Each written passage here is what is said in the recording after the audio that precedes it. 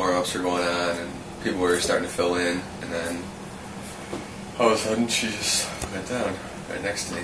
She went off the bleacher and into the little well in between the bleacher in front of her and the one she was in. And some lady in front of us was a nurse, and she started doing CPR or something.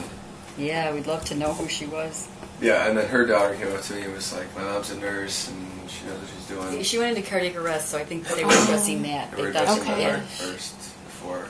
And the nurse was doing that, and then the EMTs came and they took over? Yeah, they took over. She kind of just...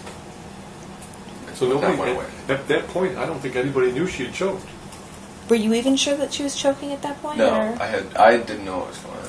That was my question, is there was no distress at this choking, so nobody addressed it.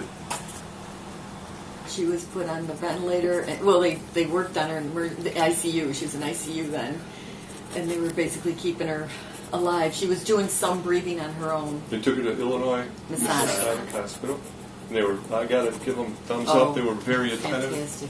Yeah, very good there. And just did everything and beyond to try to save her life. And when did she pass? She became brain dead yesterday morning, early morning. And so they pronounced her dead at that point. But then in Maureen style, she donated her organs. And so somebody got her kidney, 2 people got kidneys from her and a liver. 14-year-old got her heart. A new word has to be invented to describe the pain that we're feeling. It's just too much.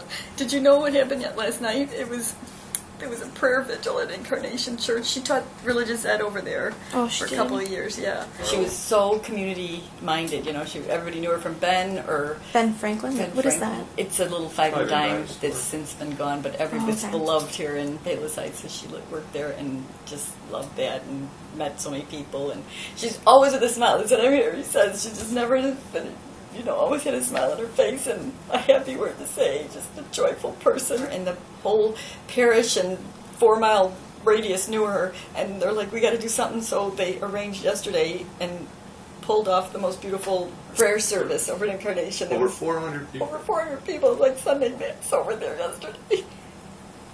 And then after that, all the kids went back to Independence, and they put flowers by her window, and they just sat around and had candles and just tribute to her over there. They put flowers in the window of her classroom? Yeah, on the outside. On the ledge of her in the window, ledge of her over the window. classroom window. It's just unbearable. And she's not with us anymore. And all these kids just loved her. They loved her. I would go to little events and they'd introduce the teachers, and every class. And Miss O, hey, it's where the Hawks were coming onto the ice, They were just loved her. Yeah. And she got kids involved, and she knew kids that were great kids but shy, and she'd bring them in, and she just, they'd blossom under her, They just, she was amazing.